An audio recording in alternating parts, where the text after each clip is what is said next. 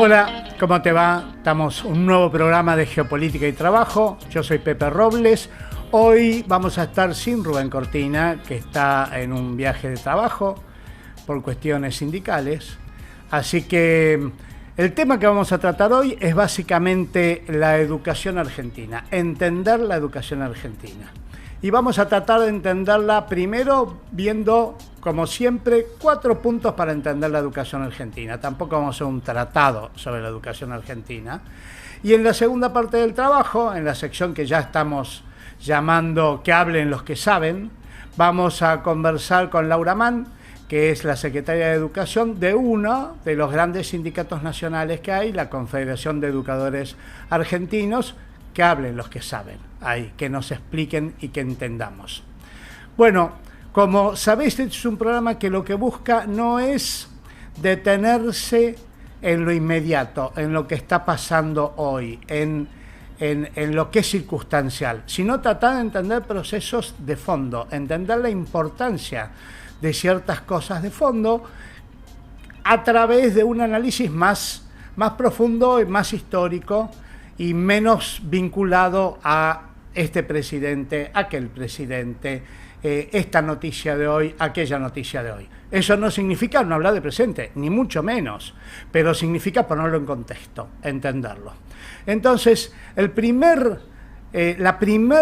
punto para aproximarnos a la educación argentina, Daniel, poneme la imagen número 1, es precisamente la ley 1420, algunos la ubicarán, es bastante conocida, pero quizás es bastante conocida, pero bastante poco conocida también.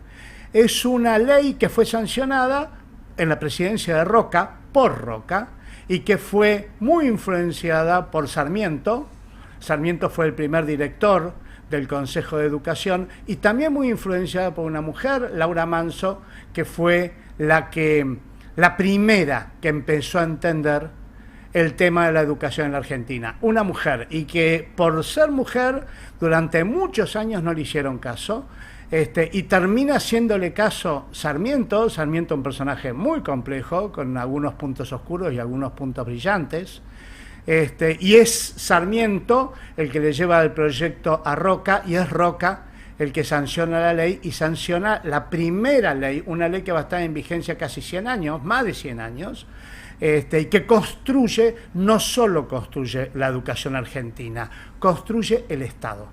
Porque en la visión de Roca, y en la visión de Sarmiento, y en la visión de Laura Manso, de Juana Manso, la educación es la columna vertebral del Estado Nacional, de la construcción del Estado Nacional, que así se identifica con la nación. Bueno, esta ley 1420 de 1884 de Roca tiene puntos que lo sabemos porque es la escuela pública y la escuela y el colegio público, pero a veces por ahí no tomamos plena conciencia de todo lo que significan estas cosas, sobre todo hoy que todo esto está puesto en discusión. Primero, pública, escuela pública. Hay quienes dicen que la obra de la educación de la escuela pública, esta obra de la ley 1420, es la obra pública más grande de la historia argentina, ¿no? 100 años de obra pública. Construyó un país, literalmente construyó un país. Tengamos en cuenta que en ese momento, en los momentos que se sanciona, Argentina tenía aproximadamente 1 millón de habitantes, y que están llegando inmigrantes por 6 millones. Argentina tenía 1 millón y entraron 6 millones en los siguientes 20, 30 años.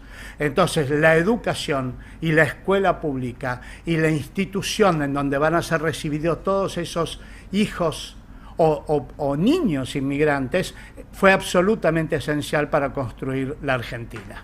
Entonces, es primero pública. En segundo, pública no quiere decir que prohibía la escuela privada.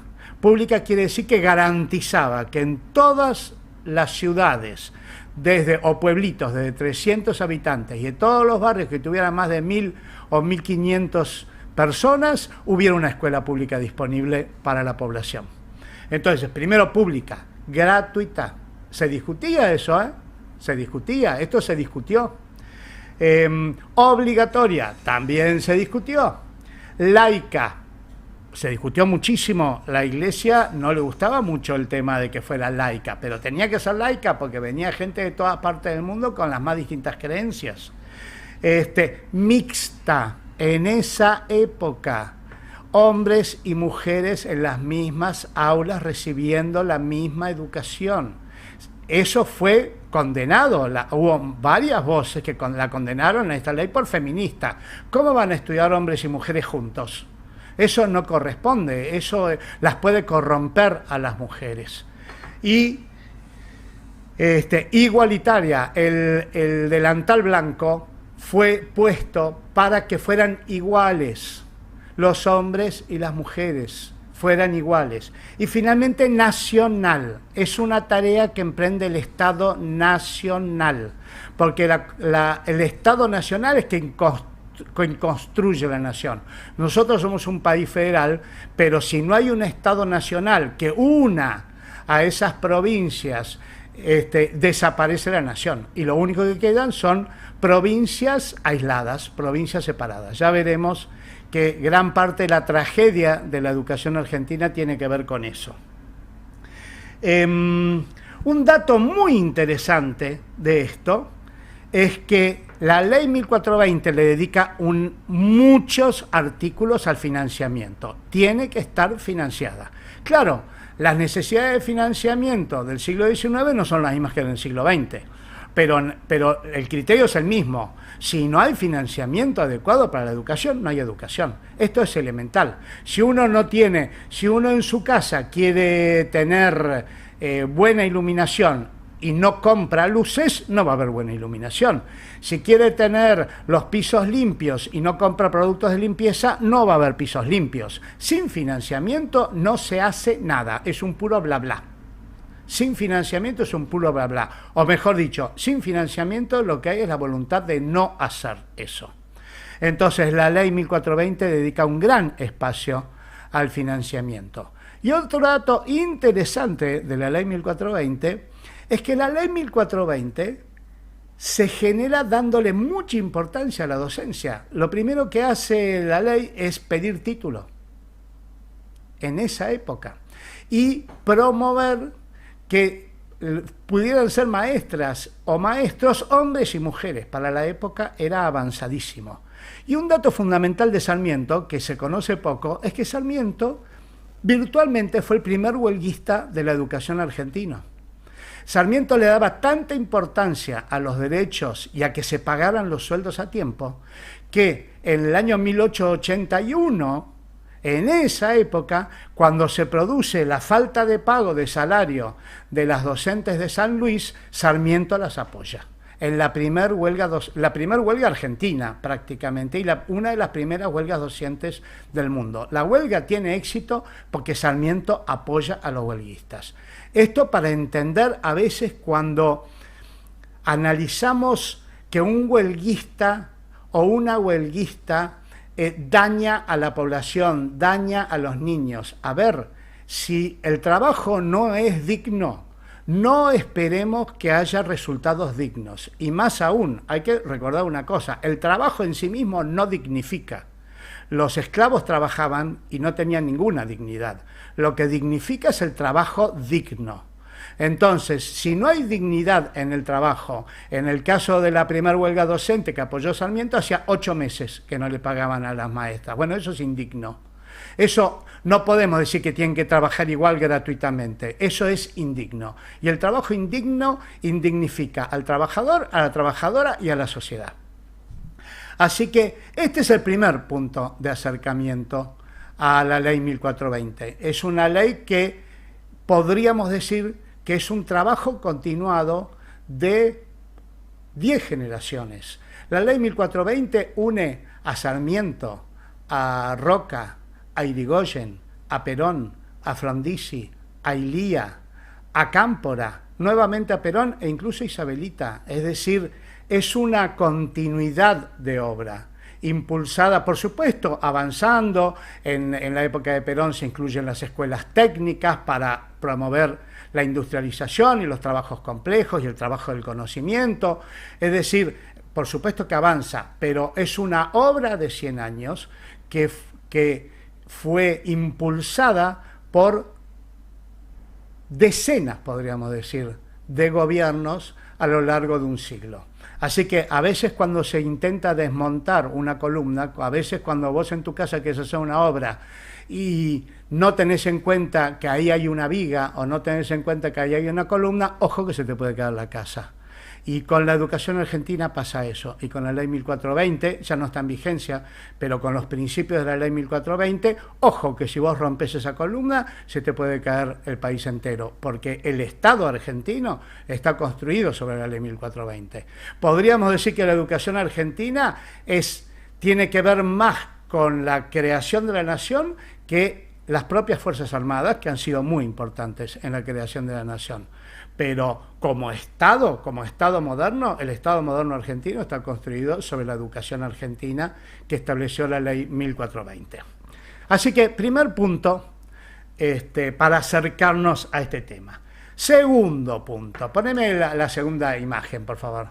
El segundo punto, que es la tragedia de la educación argentina, es la fractura y la desigualdad de la educación. Esto empezó a pasar en la época de la última dictadura militar, cuando Martínez de Oz quería achicar el gasto público. Para él, a diferencia de Roca, que para Roca agrandar el Estado era agrandar la nación, para Martínez de Oz achicar el Estado era agrandar la nación. Entonces quería achicar todo lo posible el Estado y se dio cuenta que la Constitución decía que la educación tenía que encargarse de las provincias. Entonces Martínez de Oz, ni lerdo ni perezoso, le tiró, así literalmente, le tiró la educación a las provincias, se la tiró por las cabezas. Y se sacó de encima ese gasto. Eso lo pudo lograr precariamente Martínez de Oz. Y finalmente es el gobierno de Menem, con la Ley Federal de Educación, le pone, no inocentemente, le pone federal, porque el federalismo para los argentinos es una bandera, es una causa, pero en este caso usan el federalismo para achicar el Estado, para que las provincias se hagan cargo del gasto y el Estado Nacional se lave las manos.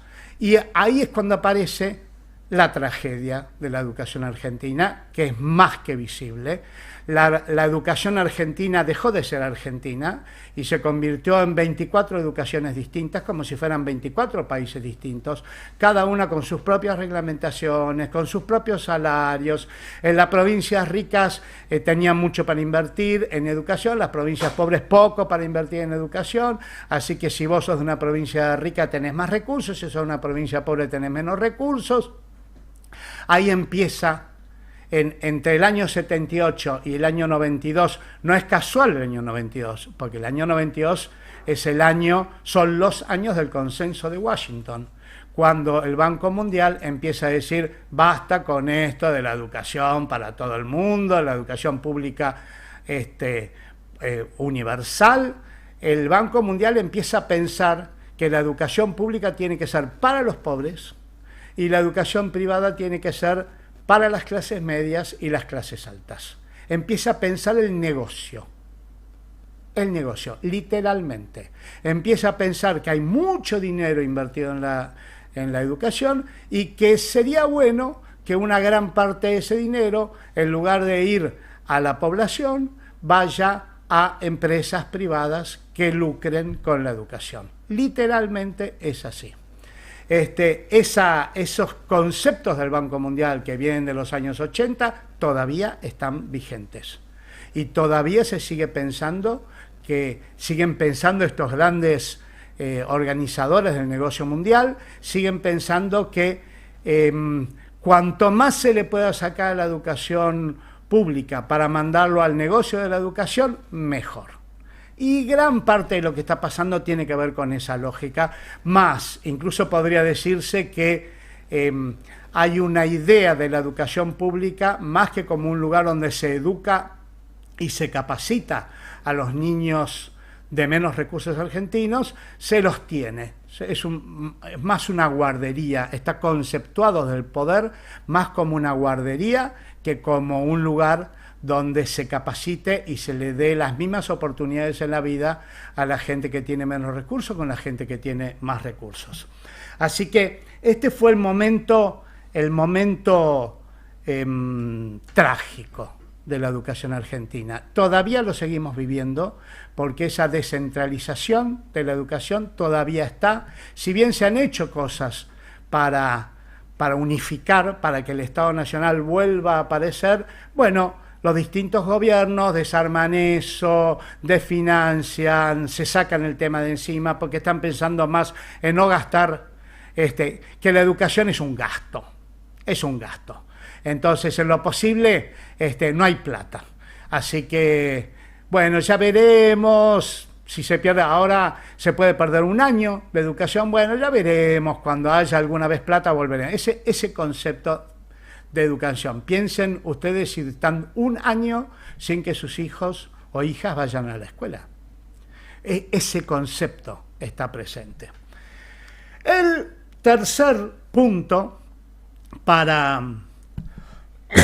profundizar un poco, para tener en cuenta en el análisis de la educación, es el financiamiento. Algo hablamos de esto porque la ley 1420 de Roca y de Sarmiento y de Juana Manso tenía muchos artículos vinculados al financiamiento. Pero con este mecanismo inventado por Martínez de Hoz y legalizado por Menem con la Ley Federal de Educación, la educación argentina se desfinanció. Esto lo hemos visto con la Carpa Blanca, lo hemos visto, fue muy evidente la falta de financiación, sigue siendo muy evidente, porque hay una alta conciencia en la población de que los maestros y las maestras y los profesores y los no docentes no ganan lo que deberían ganar. Hay una alta conciencia de ese tema. Entonces, el tema de financiamiento es un tema crucial. Acá lo que vemos en el cuadrito que ahí puso Daniel en suma, está cómo fue evolucionando el financiamiento de la educación argentina desde 1980 hasta hoy. Fíjense que hay un crecimiento, si bien hay un crecimiento con algunas caídas muy pronunciadas allá por el año 2000 y ahora, en los últimos años, hay un crecimiento, pero lo que hay que mirar en este cuadro, que fíjense que lo naranja, lo que está en naranja, que al principio era mucho, se va achicando. Y lo que está en verde, que al principio era aproximadamente la mitad, se va agrandando. Bueno, lo que está en naranja es el Estado, lo que invierte el Estado Nacional en educación. Y lo que está en verde es lo que invierten las provincias y la ciudad de Buenos Aires en educación.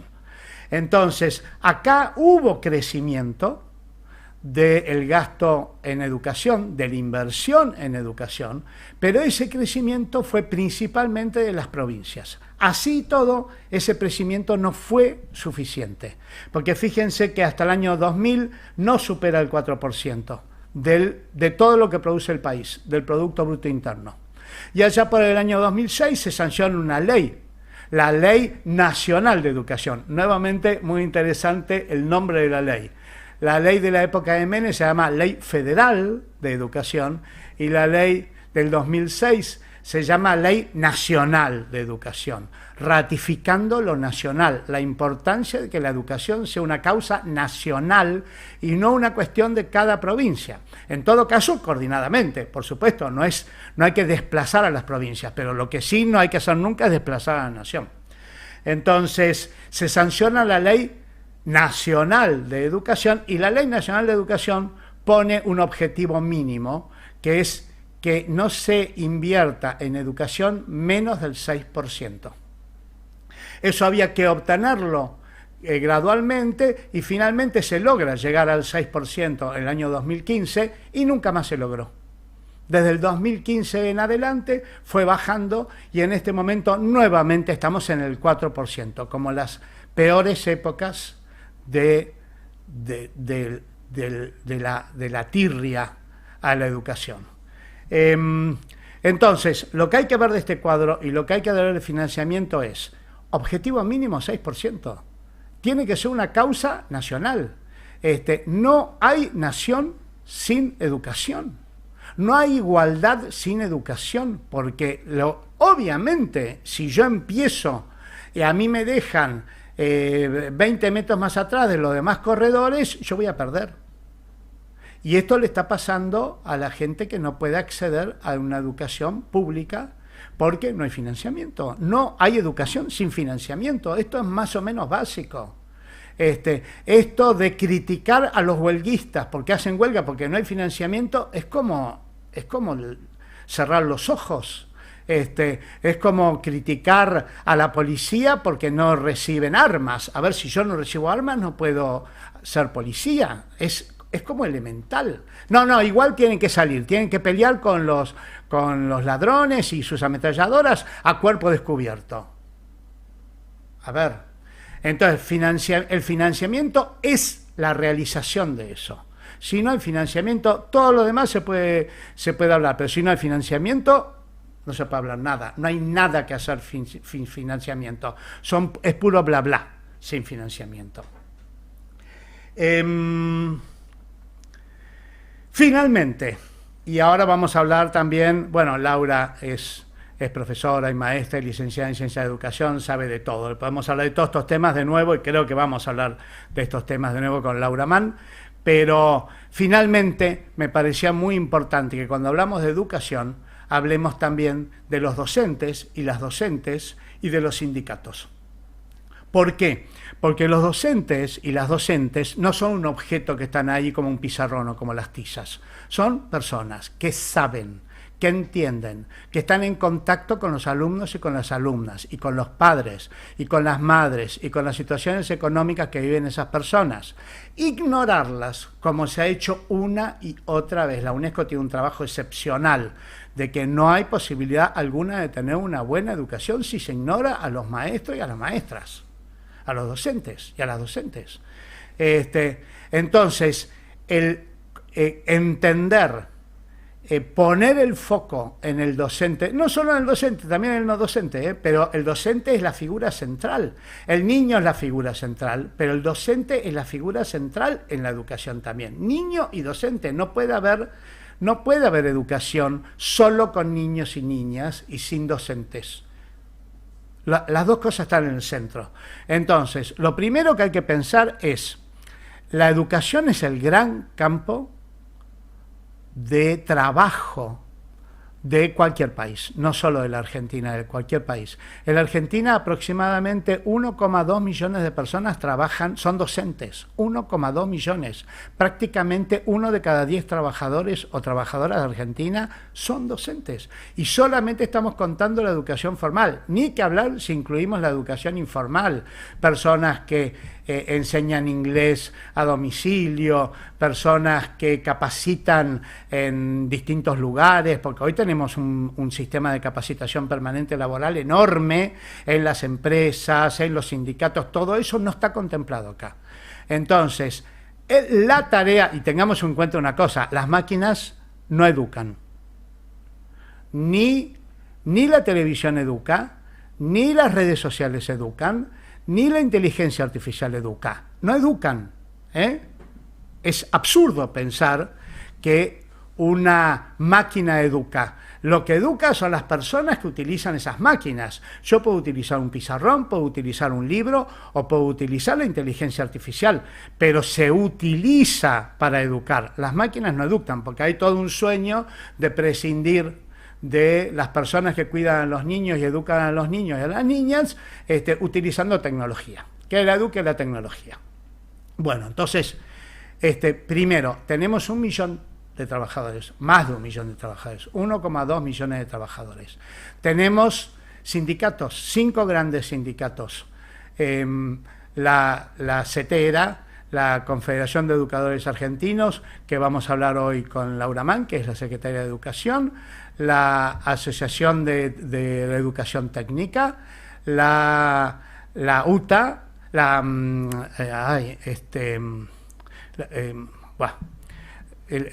Unión de Trabajadores de Educación y el Sindicato de Trabajadores de la Educación privados.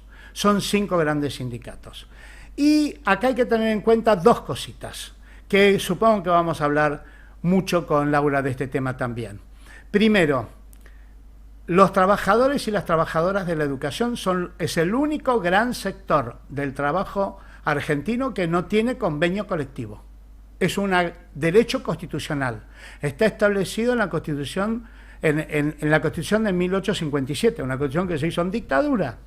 Está contemplado en el 14 bis. Bueno, ese derecho no lo tienen los trabajadores y las trabajadoras de educación. Atenti, son como subtrabajadores, son los únicos que no tienen ese derecho.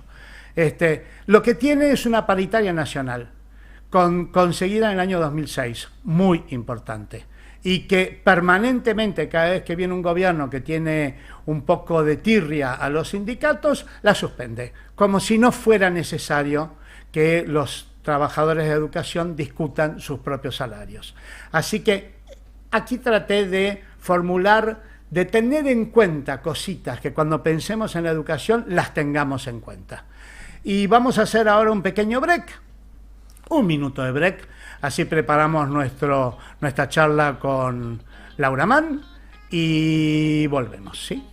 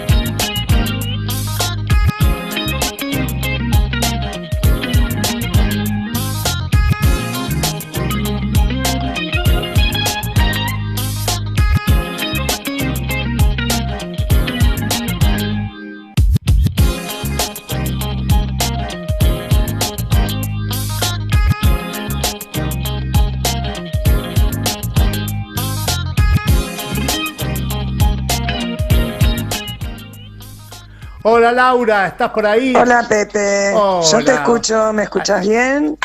Sí, te escucho perfecto. Para que me pongo los auriculares para escucharte mejor. Ahí está, te estoy escuchando perfecto. Ahí le pido a Daniel que ponga tu imagen en pantalla, así te vemos. ¿Hola? Ahora te voy a... Estamos con un poco de delay, así que vamos a hablar por teléfono.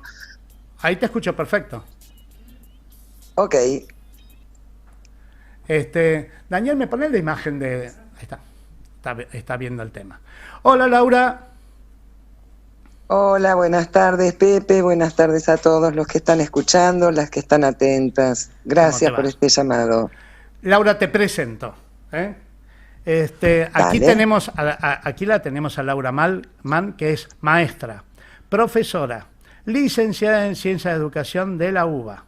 Ocupó varias funciones en el sistema educativo argentino, trabajó en escuelas, trabajó en el conurbano y trabajó en escuelas rurales también. Actualmente es secretaria de Educación y Cultura de la Confederación de Educadores Argentinos. Eso es uno de los grandes sindicatos de la educación argentina, pertenece a la CGT. Ocupa ese cargo desde la refundación de la CEA hace 20 años, es decir, no solo ocupa el cargo de secretaria de Educación, es una constructora, ha construido este sindicato que en su momento tenía 2 sindicatos afiliados y actualmente tiene más de 30 sindicatos afiliados, así que ella también ha sido parte de esta construcción sindical. Y además coordina, en eso se emparenta con este programa y con el instituto, coordina la escuela sindical Julio Godio, nuestro Julio Godio del instituto, que también trabajó mucho con la CEA. Así que, bueno, nuevamente, hola, Laura. Hola, gracias por este contacto y por la presentación. Un poco para poner en contexto que uno, viste que uno dice, yo no trabajo de docente, yo soy docente, ya que uno es parte del ser docente, ¿no? Así que es interesante plantearnos cuando uno dice cómo es, qué complejo es este ser, porque ser maestro, vos sabés que nadie sabe, hay una investigación que dice se investigó qué sabe la sociedad sobre el sistema educativo. Nada. Por eso celebro lo que vos estás haciendo ahora, ¿no? Hablar del sistema educativo, hablar de la educación. Se vive mucho porque todos y todas hemos ido a la escuela y todos y todas quienes tenemos hijos e hijas hemos mandado o mandamos a nuestros hijos a la escuela. Quiere decir que sí se vive y mucho, es parte, claro, es una parte crucial de la vida y del tiempo. Y como vos dijiste, y se sabe poco. Y como dijiste hace un ratito, casi 1 de cada 10 trabajadores, quiere decir que en la familia algún maestro, alguna maestra, todos tuvimos. Claro. Es verdad. Pero lo cierto es que esta investigación dice que cada uno dice cómo está el sistema educativo en base a lo que le pasa a cada uno. Claro. A cómo le fue con la directora, con la maestra, con aquel profesor. Y la verdad que cuando te dije y les conté que además de ser maestra y profe, anduve por escuelas de la ciudad, del conurbano, de la isla, del medio del campo, de arriba de la montaña, es porque en esa diversidad es como se trabaja y en esa diversidad es como se construyó el sistema educativo, Pepe, que muy bien estuviste al partir de aquel momento que se estaba formando el Estado. Fíjate que hacía muy poquito fue la Constitución, ¿no? En el 53. Claro. Y vos decías en el 1884 la ley 1420, pero déjame decirte algo para irnos un poquito más atrás y bucear más en profundidad. El primer director supremo, o sea, el primer presidente, decimos, Rivadavia, también fue central en 1871. El tipo creó escuelas como loco, tanto es así que Sarmiento inspiró una ley, y quiero decírtelo porque se llamaba Ley de Subvención del Estado Nacional a las provincias. Esto, fíjate, incluso antes de la ley, la ley 1420.